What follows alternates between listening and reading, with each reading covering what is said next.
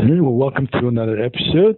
And today we're once again speaking to Suzanne Muldowney, aka Underdog, and we have a special topic. For other roles too, please. Yes, well, that's true, but we can keep going on for about an hour, Suzanne, because you have a lot of characters you do.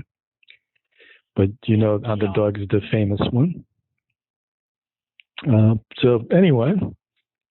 Today we have a special topic, so you want to tell us what's so special about today?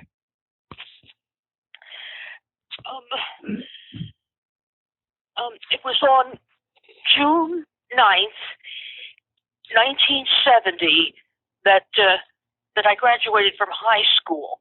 And here it is, 50 years later to the exact day. Okay, and then so this is a special anniversary for you?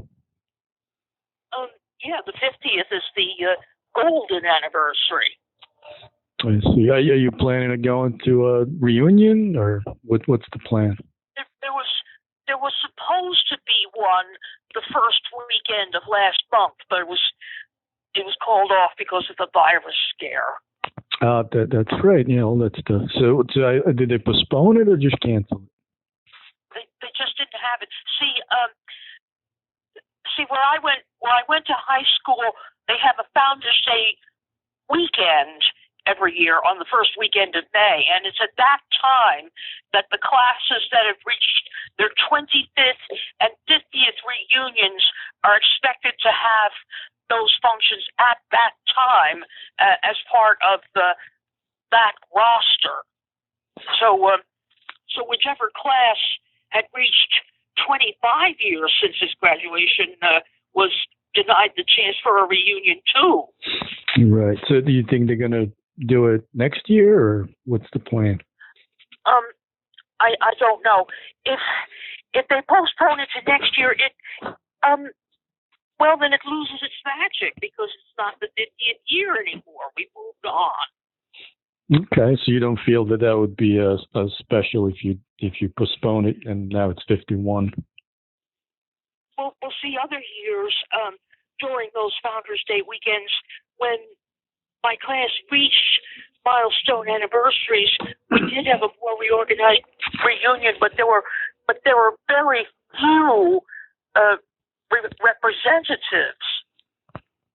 Right. Well, I guess the further it gets, the less people would show up. No, it's because so many of the people get married and move away to more distant spots in the country. Well, that's part of the reason as well. Yeah. Well, another reason today's extra special is that the day I graduated was a Tuesday, and here it is, June 9th, 2020, also a Tuesday. Okay, so is that the most important about it? It's Tuesday and it's 50? Well, it's extra special if you come to some event that happens to take place on a certain day of the week, and then sometime later you come to a milestone anniversary which falls on that very same day of the week, then you regard it as something extra special. I see. Now, what besides those things, do you have any other reasons to celebrate the high school reunion? Any fond memories?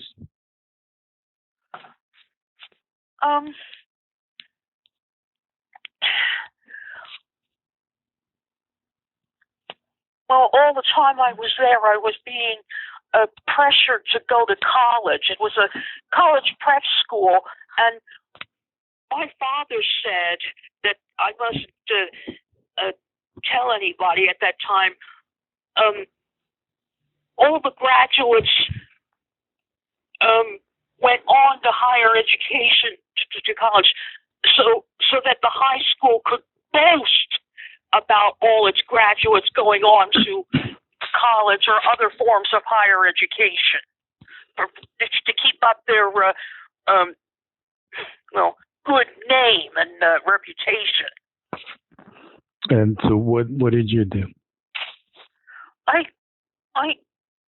I went to a 2-year college the next fall because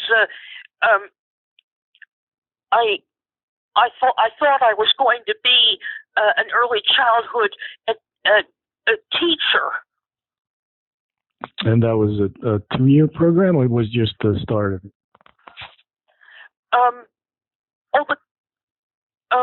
The college was a 2-year college.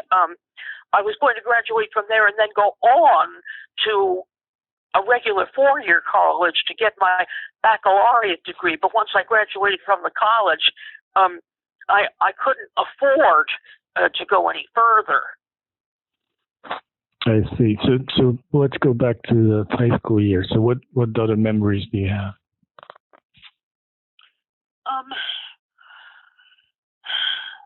It was a private school. It was a parochial school. My mother fretted about it being Episcopalian instead of Catholic. We had a chapel service every morning, and we also had religious classes required of all students, regardless of their faiths. And then my mother fretted that I was being educated the Episcopalian way instead of the Catholic way. So she had a problem with that? So she had a problem with that? Did she? Yes. No, she just actually figured we were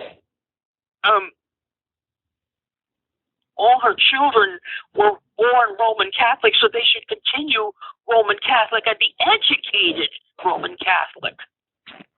Okay, but then why would she send you to that school?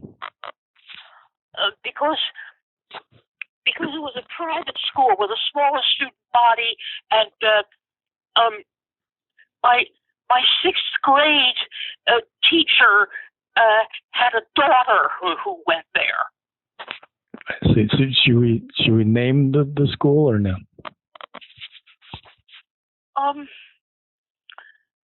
Well, what it was called when I graduated and what it's called now are 2 different names. Okay, but do you care to tell us what the school is, or do you want to skip that? I can tell it was in Burlington, New Jersey. It was called St. Mary's Hall. It was started in 1837 by Bishop George W. Doane. That's spelled Doane. Now, when I started there, it was all girls, but they were trying to make a coordinate boys' school, which would be called Doane Academy. But then some years ago, I forget which year, St. Mary's Hall went co-ed and changed its name to Doane Academy.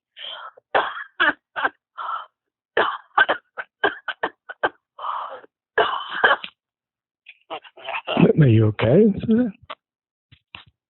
I got a tickle in my throat. Hold on till I slip through a little water. Okay.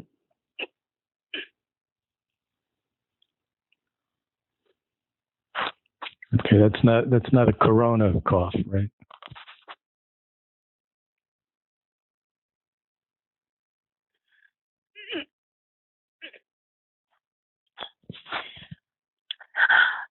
All right, so every high school's bound to have a number of awards at graduation time.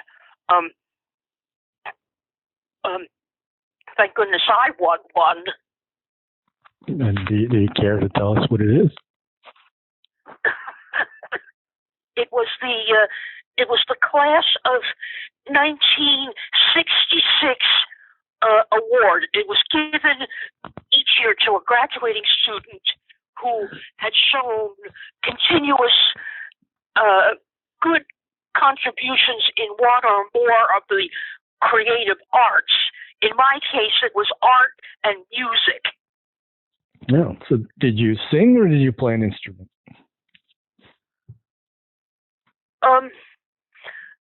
Well, I never played an instrument. Now, when you mentioned singing, that's where I discovered my singing talent because the chapel service we had every school morning called for at least 3 songs. Okay, so okay. I was looked upon as an artist, a singer, a dancer, artist, singer, dancer. Okay, what kind of dance did you do? Well, I was studying ballet at that time, but when I practiced, I didn't plan my steps ahead of time. I was spontaneous. Now, I was really surprised that I won that award because there were several other people in my class that I thought might get it. There was one other artist, a pianist who was also the Glee Club president, and 2 actresses. Yeah, that's right. Artist, singer, actress, dancer. I was in a couple of plays while I was there. I thought that any of those other rivals might win the award because I wasn't that popular among the students or the faculty. Really? Oh, that's shocking. Why do you say that?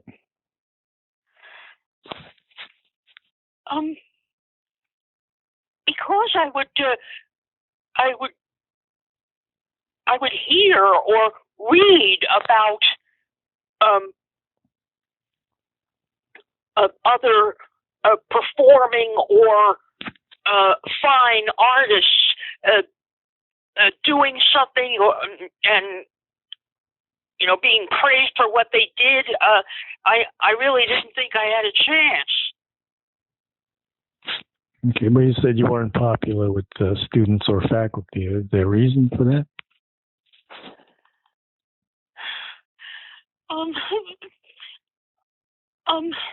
I had a vivid imagination and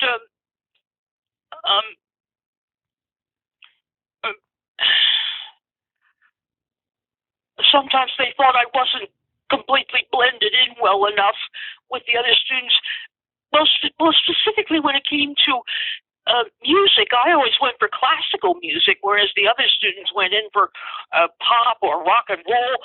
And there were several times during my high school years that guest pianists came for assembly programs and played concerts, and the other students couldn't abide that kind of music because the Glee Club director would scold those students for behaving out of line when there was more refined music being offered, whereas they go absolutely ape over rock and roll or the latest fads musics. So your love of classical music made you unpopular? Am I getting that right? Well, it was part of it. So what else can possibly be there? The kinds of art projects I like to make. You said you had a vivid imagination. And so what kind of art project was so outlandish that other people disliked them?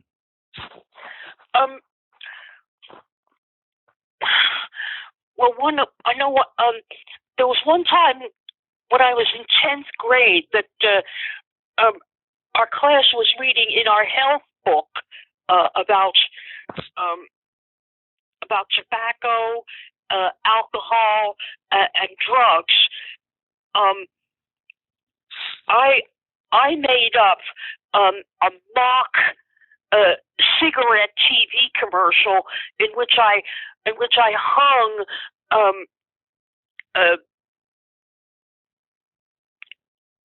tree branches made of string and cut tissue paper. There were a lot of these dangling mobiles on any one string, but the art teacher raised the roof about it because I didn't make the mobiles the exact same way she did. So what was the difference? The way I did it was valid enough, but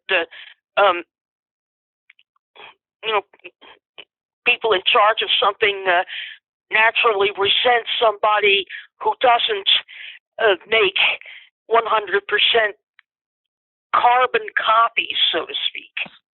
So you feel the art teacher just wanted you to copy what she did, but anything original or different would be penalized? Yeah. Well, the way I made the mobiles, they still held together. They were nice to see. Well, sometimes she used beads or weights, and I didn't. I didn't have any use for them, and there wasn't any place I could get them. Well, also, my father once told me, and he said I mustn't divulge the information. He said that one time the art teacher had come to him and confided in him. Apparently, she had a son who was difficult to understand, and by observing my every thought and action, she understood her son better. I see. So okay. So that's actually a positive thing then. Yes, but she didn't say anything about it to me. She maintained a mostly, disapproving attitude. It was difficult to tell. She had a rather sour face. You couldn't tell if she was pleased because you couldn't tell if she was if she was smiling or happy. And do you feel that she was projecting her own difficulties with her son onto you?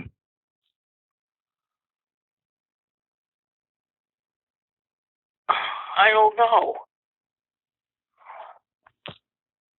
Or is it possible that she just didn't like somebody who doesn't follow exact copy? You never copy the instructions. You're not a cookie cutter. You're like original, inventive person.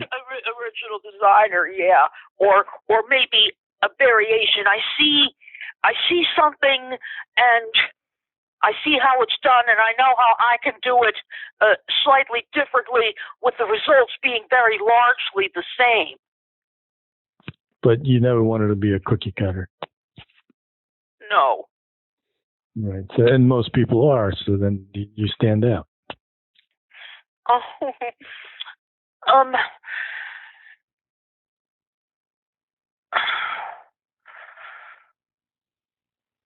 One of my big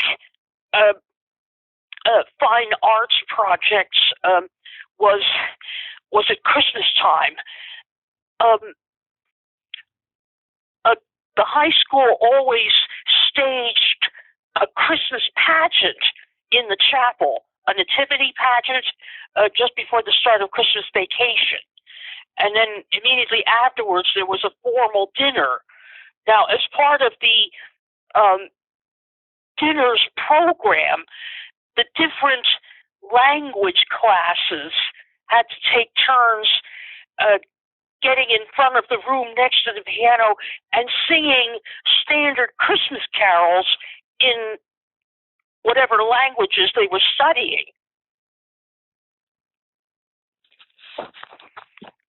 Now, I also saw that when it was any group's turn, they had these folders with them with their song sheets inside, but the folders didn't. The folders weren't really that artistic. They were just sheets of construction paper folded in half, decorated with some very small object, and then the song sheets inside.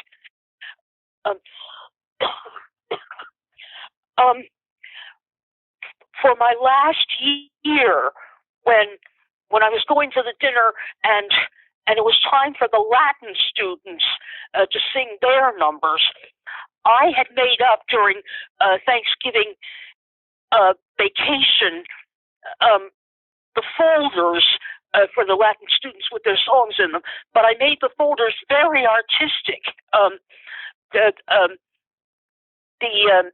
The titles on the front covers of the programs were covered with the red glitter, and I made these red butterfly bows on each folder. My father was amazed at that handiwork, and he claimed that the art teacher too was impressed by it. Okay, so she wasn't always negative, just sometimes. But the only complimentary words that I would hear would be from my father. Okay, and then if the art teacher appreciated what I did, I didn't hear any complimentary words from her. I see. Well, were you getting good grades or no? Well, yeah, no, I got satisfactory grades. So, do you remember what they were? Oh. I mean, you won an award, so I'm sure it's something good. Well, for all the subjects I got A's, B's, and C's. Okay, but so did you, besides art and music and dance, did you have any other subjects that you enjoyed or you were good at, or? There were no dance classes or anything like that. They just fine arts, performing arts were all just lumped together. I see. But then the other subjects, besides the creative arts, did you like math or science or history? No, no, I didn't go for math or science or history. Another subject that I liked a lot, in which I always got an A, was music appreciation. Okay, but that's another art form, so you're good with that. I'm surprised about history because I know you loved the historical Dracula of Vlad Tepes. You did a lot of research for that. In my time, the real information about him had not yet resurfaced. I see. So, but was the book by McNally and Florescu, The In Search of Dracula, was that what got you started? Partially, yes, but that didn't come out until 2 years after I graduated. I see. So did you find it something in high school? Was there a book or article that you read before that got you started? No. Mm-hmm. The history courses I took in high school, we had some names and dates to remember, and the tests especially were really hard. Okay. But just as a little sidetrack question, since you said the In Search of Dracula book that didn't come out 2 years after, what did you read before that?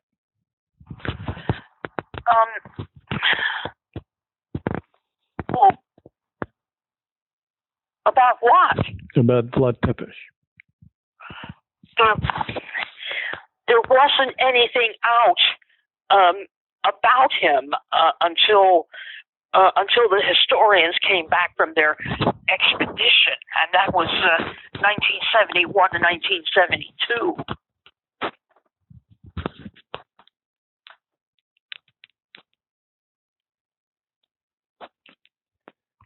Okay. So what? Okay. So anything? What else was going on in the high school?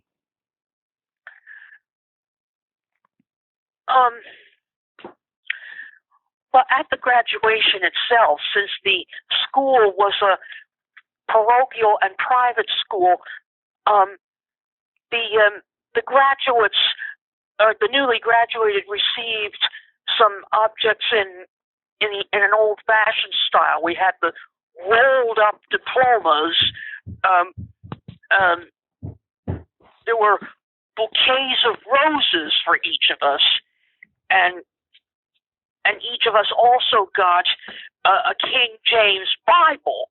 If you would flash at this moment, show at this time the group graduation picture, then the viewers would see how the members of my class were dressed, and they'd see the rose bouquets, a few close-ups. A few of the girls have their Bibles close up, and some could show the diplomas clearly. Now, you can't see very much of me except my head and upper chest because I was in the top row. I was in both the drama and glee clubs, but I wasn't in both of them at the same time because both clubs held their weekly meetings simultaneously, so that it was impossible for me to belong to both of them. Okay, so what did you choose? Well, I alternated between drama and glee club during my high school years, but I remember one time when I was in the drama club, I could hear the glee club rehearsing a song in the next room, and someone, I forget if it was the teacher or one of the members, came into the auditorium where the drama club was meeting and said that I should go along and join the glee club with their song because my voice was always very strong and powerful. Okay, well, that's a nice compliment.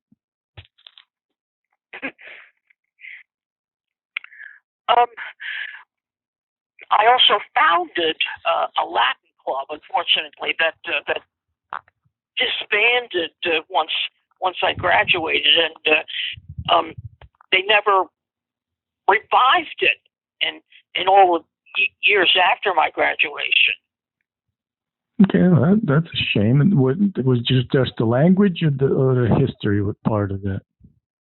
Oh, we had to be aware of the history. Now, we had to keep our projects in line with ancient Rome, but it was also the only time that the Latin students could prove their knowledge of the language was at the Christmas mystery dinner, when they were supposed to sing carols in Latin the way the other language classes did.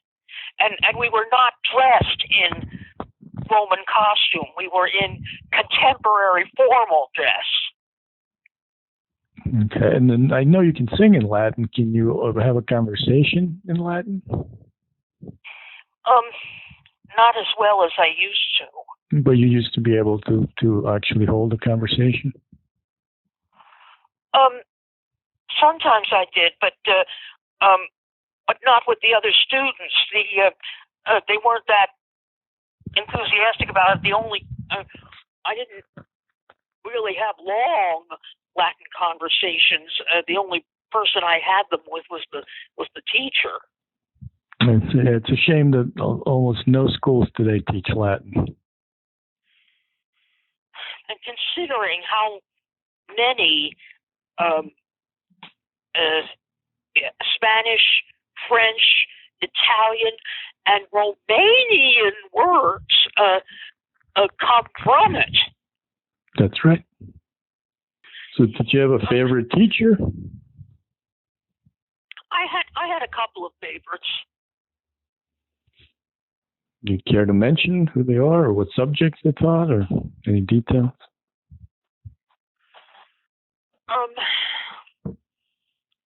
I liked the Latin and the music teachers. Well, because you're also excelling in that area, so that makes sense. Yes. Any friends do you remember fondly from those days?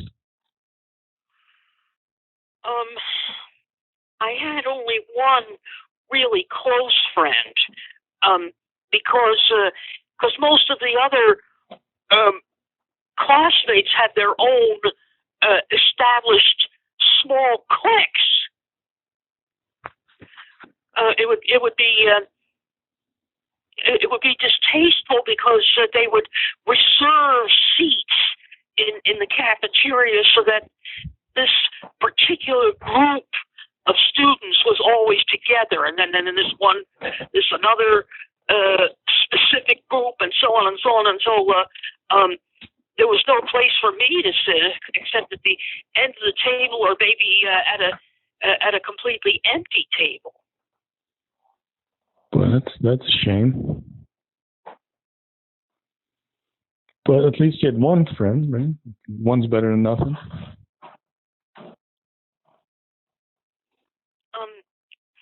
There was only one.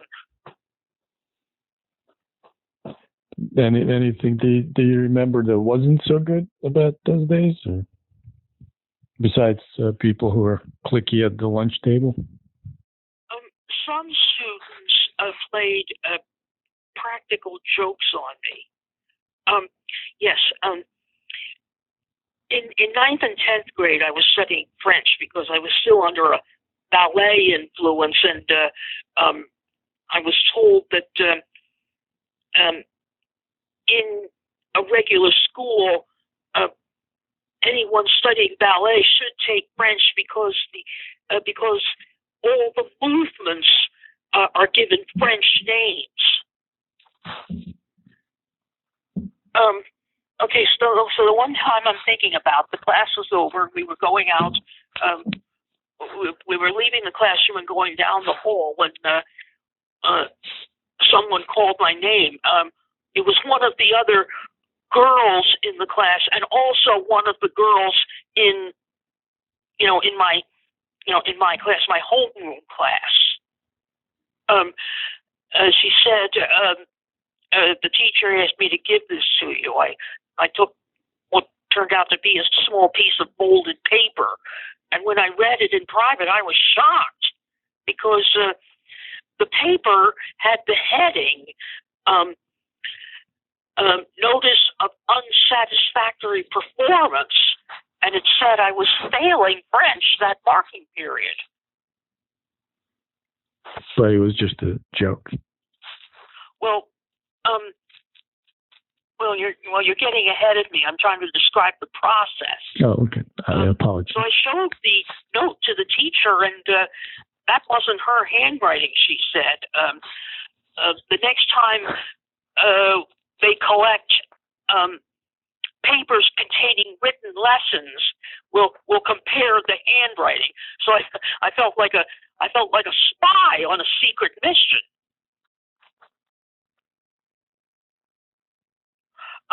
We looked over the papers, but we couldn't find an exact duplicate of the handwriting on the note. But then, just a couple of days later, my father said that the student who had given me the paper in the first place was responsible, and she had written an apologetic letter to my parents. I don't know why she did it in the first place. Obviously, she had distorted her handwriting on the paper. Also, her father was one of the faculty members, so that she'd have easy access to his official papers and letterheads. Okay, so she was just being a rude classmate. Yes. Well, see, my father told me that this girl wrote an apologetic letter to my parents, but they never showed it to me. And the girl herself never met me face to face to apologize. Well, something much worse that that girl did later on was to conceive out of wedlock. I see, but that has nothing to do with you. What? But that has nothing to do with you. No, it doesn't. But she was expelled, and the faculty member who was her father felt he should resign. Well, I guess back then there was different times. Doesn't sound like a bad high school experience, Suzanne. Seemed like you, besides the lunchroom and the cliquey crowd at the lunch tables, it seems like everything else you went through was pretty normal. No, some students would tease me in the halls. They were calling me names or ridiculing my likes or dislikes because they weren't quite the same as those of the majority. Okay, so they were bullying you because you didn't fit in.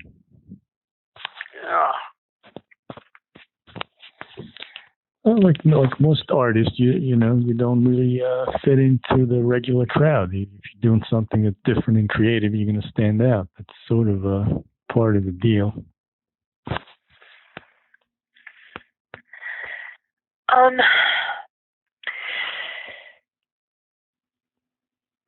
I know that one event we always had in May was called Color Day. The intramural school colors, blue and white, would have a festival one day toward the end of the school term in which they went outside and the different grades competed in relay races and some other fancy events. And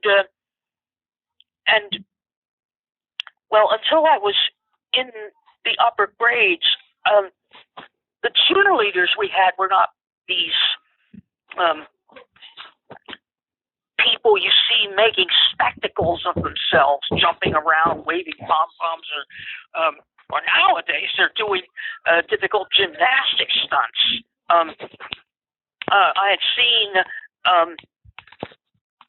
I had seen such movements on TV, and I was one of these enthusiastic cheerleaders, but I was the only one that did it that way. I was the only one that had pom-poms. Were you cheerleading for a team, or did you have a football team or something? Or you had boys there, you said? No. There was no football team. So what were you cheering? Like just my either my intramural team or my school's team when they played seasonal sports against other schools. Cheerleaders are usually pretty popular. Did that help with your social life? It didn't help my social life because I didn't live near the school.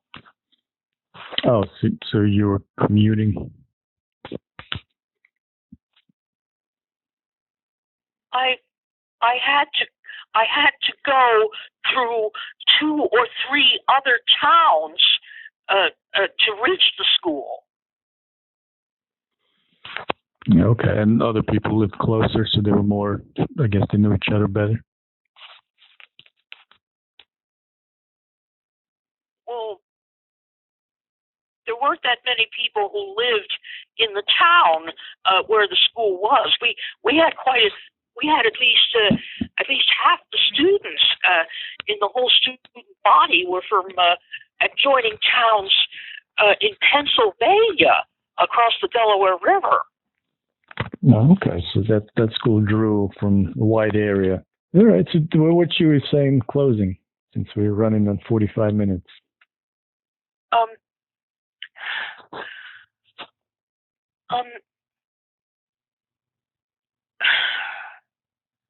5 minutes.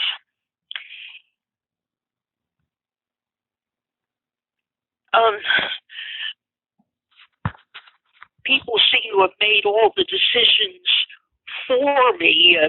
Well, because I was still a minor, they said I should go to college. I should be an early childhood teacher.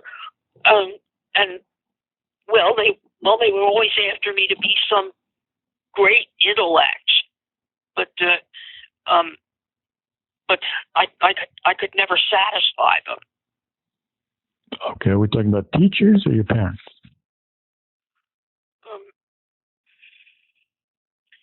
Both. Or both. Okay. There is something I'd like to add, but then I might go over the amount of time. Well, what do you want to add? I don't want to ask anything. It's a song that was part of the graduation program. Okay, but you can go ahead. If you want to sing it, go ahead and sing it. When there's not there's no fear, I live and purpose clear, strong woman, never is near, Saint Mary holds. So let us all unite our vows together, right to God and for the fight as life unfolds. Let every heart proclaim praise to Saint Mary's name, and keep that sacred flame ever alive. Lord, let thy grace renew our hearts and keep us true. In all we think or do, as in thy Son, so bound forever free. Burden our loyalty, may all her children be good and with might. All right. Well, that's a very nice way to close the episode. Thank you very much, Suzanne, and thank you for singing. The words were by a clergy member, and then the music by just some ordinary person. Okay, but still, thank you for singing and closing the show with the song. And we'll talk soon, okay? Thanks so much. You're welcome. All right, bye-bye. Bye-bye.